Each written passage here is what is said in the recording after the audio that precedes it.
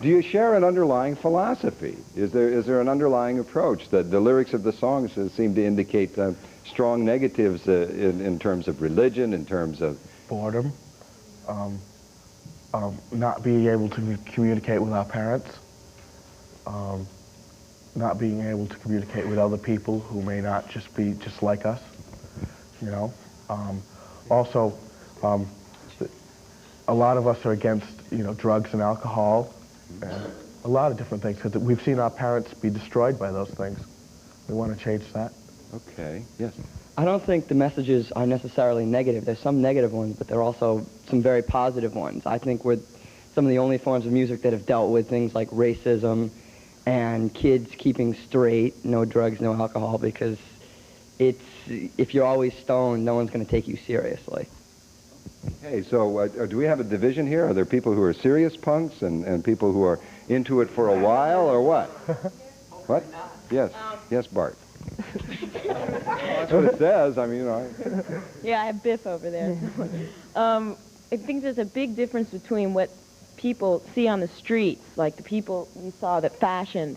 Those people could be considered maybe like weekend punks, which get their little costumes on and go off to the spit and dance and call themselves punks and think they're real cool, but in fact, all it is fashion and looking feminine. Now, you look at me, I'm not exactly wearing, you know, things to hype up. I'm a girl.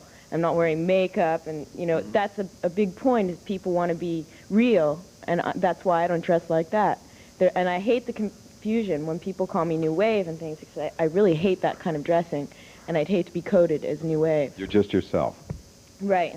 Okay, we're taking your calls, incidentally, at 723-5124, 723-5124. If you've observed from afar, we're taking a close-up look. And like many things, when we close in on a general overview, we find many differences among people and styles. Why do you think people react so strongly to you, Christine? I mean, for instance, what's your parents' response to Christine Punk? They don't like it at all. Most people, I think, get a negative attitude because it's something different, and a lot of people can't accept things that aren't, you know, that they're not used to. Okay, what's your lifestyle like? What do you do? Are you a student, a musician, what? No, I'm not a student. I have a full-time job, and I work, and I go to a gig now and then, and I go home. You know, I'm just a regular person. The way I dress doesn't make me, like, different in my own way, you know. It's just, I think people take it so strongly because they're afraid, more or less, of people who look like us, maybe, or who have our attitude.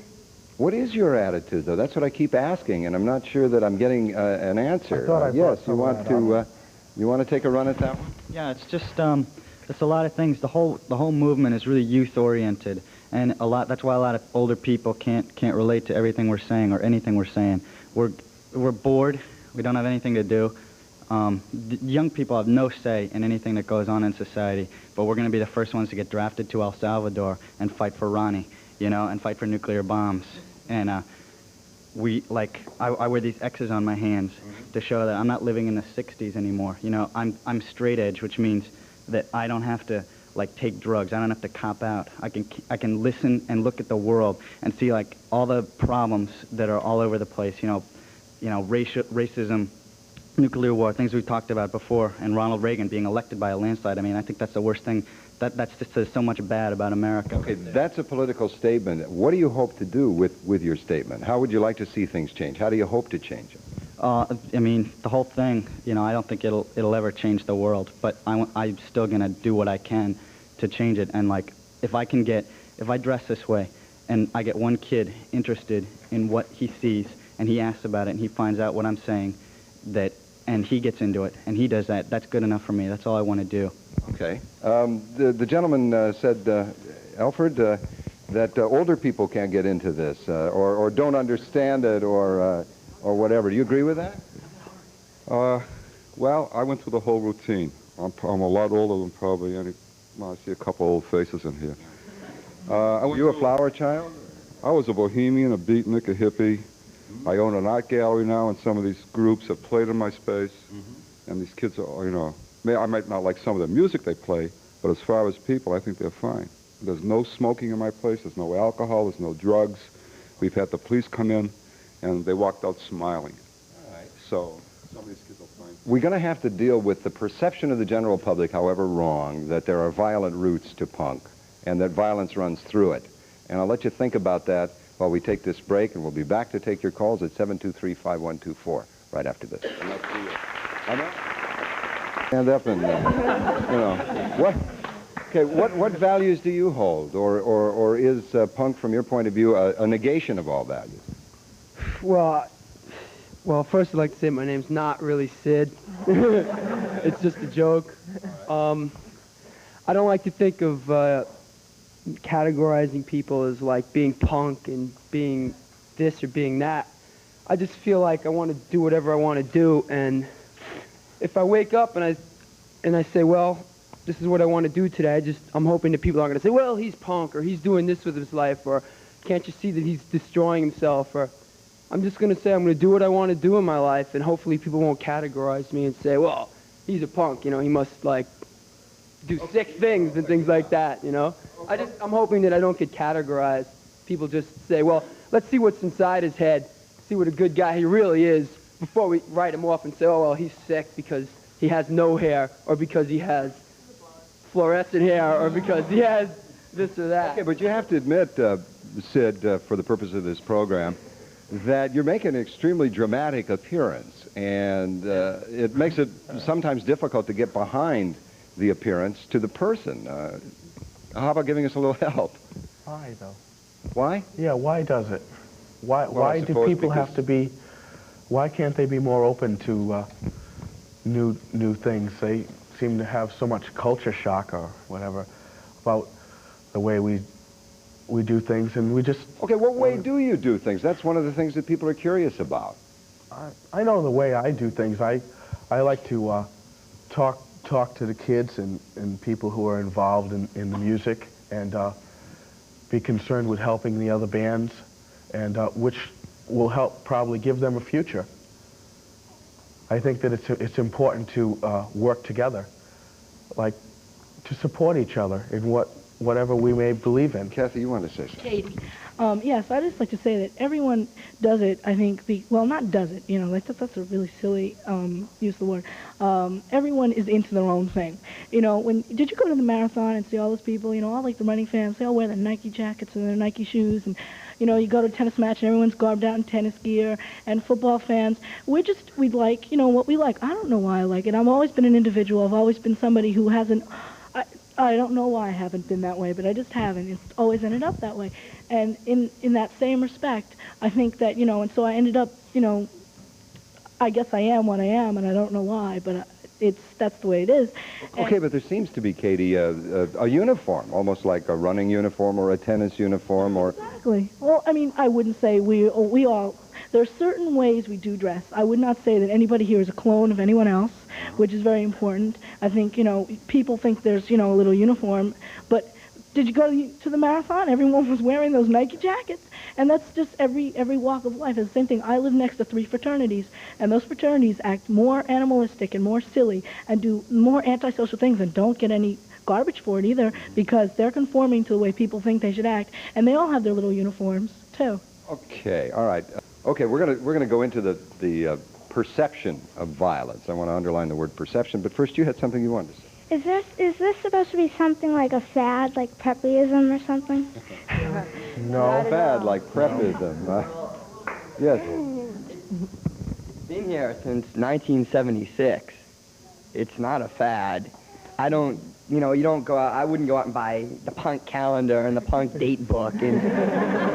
Okay, all right, let's talk about where it came from. It came out of England, right? And Okay, there's always been punk rock. If you go back into the 60s, see what it is basically, right? We're talking garage bands, people that just get in a garage, bang it out, do it. It's all from the heart, right? And there's always been garage bands. You can go and find thousands and thousands of records. But I'm thinking of the public perception. It began with Johnny Rotten and the Sex Pistols and the kinds of things that Sid Vicious was into.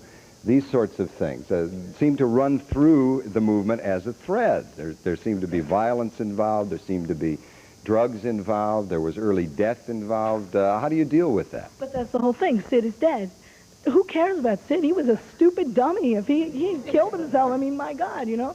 I can safely say that all the people, most of the people here I know very well, and all these people are not into ending their lives and don't do destructive things and don't do antisocial things in order, yeah, I mean, we're not shooting. Hey, terrific. Dynamite. How many of you have dropped out of school?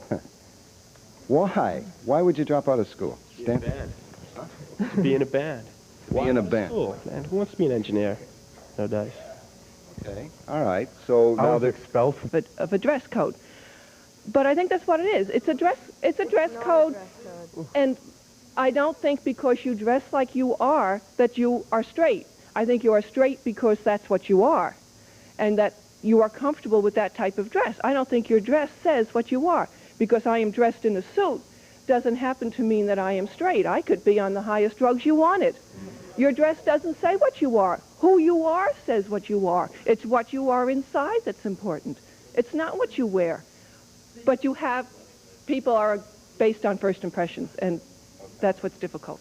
Yes. Let me get over here and give you a chance to answer. I think you made an eloquent statement earlier about what you were inside. Yeah, see, first off, you know, you don't dress that way, sure, but you've been in a suit for all your life. I mean, you know... Wait a minute! Wait a minute! You don't know that, though. Okay, all right, but all I'm saying is, like, just... I mean, I'm so sick of, like, when I was a freshman in high school, I've been dressing like everybody else, you know. You call up kids before a dance, and you say, hey, what are you wearing? You know, are you wearing your Levi's shirt or your, you know, Calvin Klein shirt? And you know, that's such garbage, because... Thank you. Yeah, yeah. Because, like... One of the reasons I dress the way I dress is just to shock people like you that can't handle the idea of kids having minds of their own and thinking on their own. And, you know, call it individualism or call it whatever you want. You know, the reason I first shaved my head was to annoy my dad, you know. So, we're in...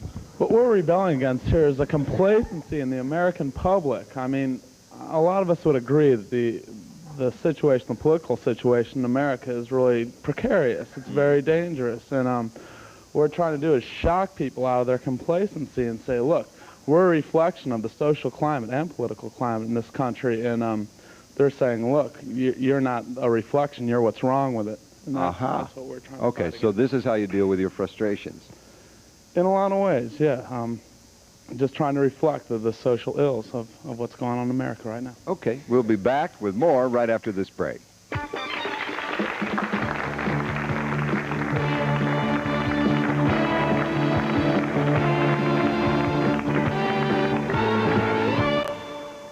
A little bit later, we can explore, will this lead in that direction? Is it that much of a separatist thing? But right now, I want to listen to some of the messages that you, Paul, and you, Rick, as a part of punk music, are sending out. So let's all listen very carefully, and then we'll talk about that.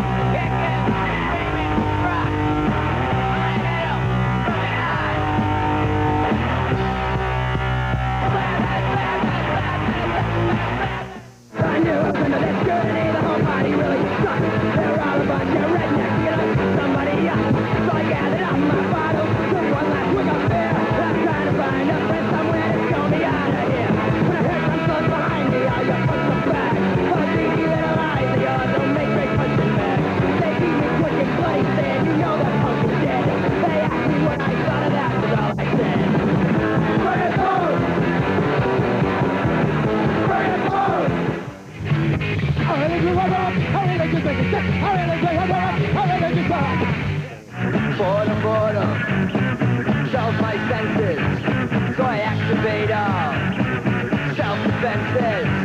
The world won't offer sympathy. They just as soon get rid of me. But I'm a time bomb. Okay, Walking Time Bomb, Beat in Heads, Kill Myself, All Religion Sucks. Do you know? Broken Bones is about... Broken Bones. Can I explain something? Sure. Okay, that's a free song. That's about some kids who are into punk, and they get beat up by people who don't believe that you know. It really and what happened, too. And It was it's a true story. It's actually about a riot at the Channel and people who got beaten up at the Channel. You know, by bouncers. Okay, all right, but to the uninitiated, it sounds like, you know, this is Well, if they would okay, only this read is the what's words. happening, this They is would what you only have to read do or to listen defend the yourself. words. Maybe they would kind of grasp it. All right, we'll be back with more in just a minute. Let's leave that for the moment. Ed Niles, you are co-owner of Good Times Boston. Good Times Boston, which has co-opted the punk scene and made fashion out of it. And let's take a quick whoop. Well, no. It really hasn't co-opted fashion. What it has is it's an extension of personal expression. Okay. If someone wants to come in and wants to dress themselves in a certain style. New wave? Let's New take a wave. look. Let's take a look. Right now we have Susie wearing a medieval mini. A medieval mini. Yes, this is an extension of British fashion.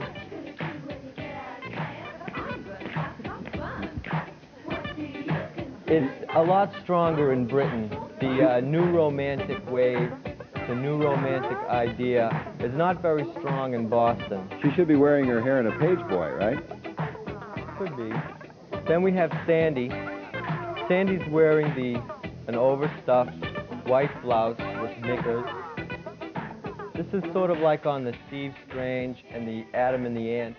Looks like a D'Artagnan that she ought to have a It's sword Errol there. Flynn. It's from the New Romance, medieval. And Pearl in a white ruffle blouse with the medallion belt.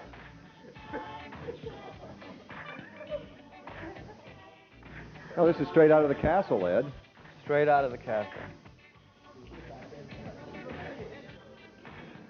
Now why doesn't that look punk to me? Or is it supposed to be? Or new wave? Or what?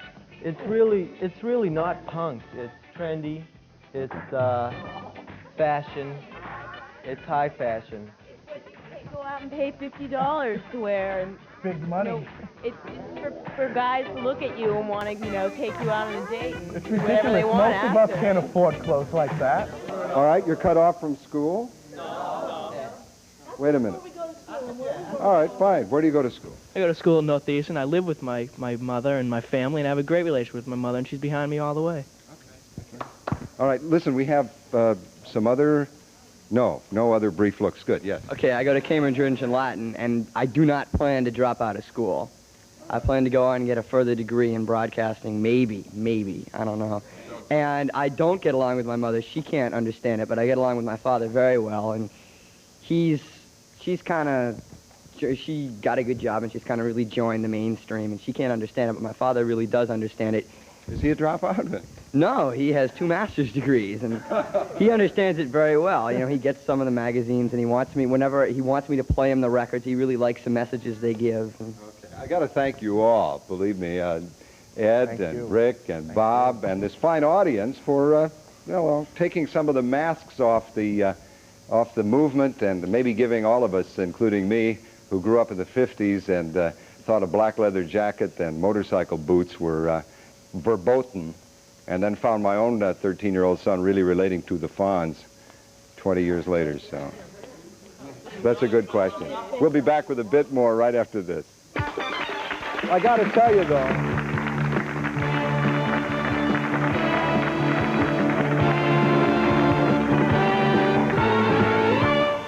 let me tell you that the Fonz was a much sanitized version of what went on in the 50s. That's Weekday.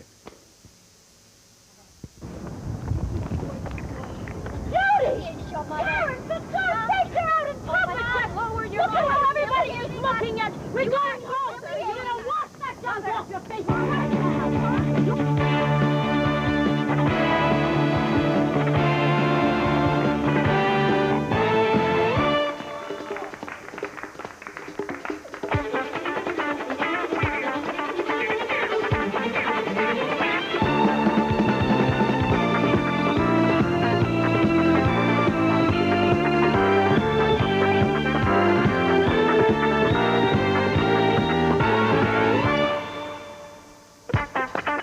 Tomorrow on Weekday, we'll discuss the newest contraceptive breakthrough and spend time learning about the latest in gynecological care. For a medical update, join us tomorrow morning at 9 for Weekday.